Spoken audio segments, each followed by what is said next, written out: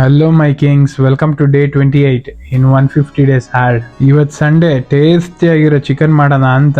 ಯಾರಿಗೆಲ್ಲ low carbs high in protein chicken recipe ಬೇಕು ಅಂದ್ರೆ ಕಮೆಂಟ್ ಬಾಕ್ಸ್ ಅಲ್ಲಿ ರೆಸಿಪಿ ಅಂತ ಟೈಪ್ ಮಾಡಿ. ತುಂಬಾ ಜನ ಫ್ಯಾಟಿ ಲಿವರ್ ಇಂದ ಸಫರ್ ಪಡ್ತಾ ಇದ್ದಾರೆ. ಮೇನ್ ರೀಸನ್ ಏನ್ ಗೊತ್ತಾ?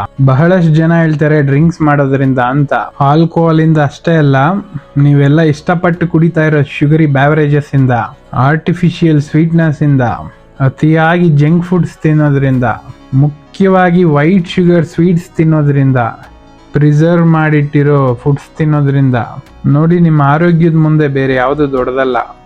ನೀವು ನೋಡ್ತಾ ಇರ್ಬೋದು ಹೆಲ್ತಿ ಲಿವರ್ಗೂ ಫ್ಯಾಟಿ ಲಿವರ್ಗೂ ಇರೋ ಡಿಫರೆನ್ಸ್ ಏನು ಅಂತ. ಸ್ಟಾರ್ಟಿಂಗ್ ಸ್ಟೇಜ್ ಅಲ್ಲಿ ಇದ್ರೆ 100% ಕ್ಯೂರ್ ಮಾಡ್ಕೊಬಹುದು.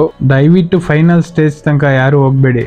ದಿನನಿತ್ಯ ತಿನ್ನೋ ನಿಮ್ಮ ಆಹಾರನ ಚೇಂಜ್ ಮಾಡ್ಕೊಳ್ಳಿ. ಬ್ಯಾಲೆನ್ಸ್ಡ್ ಡಯಟ್ ಫುಡ್ ನ ತಗೊಳ್ಳಿ.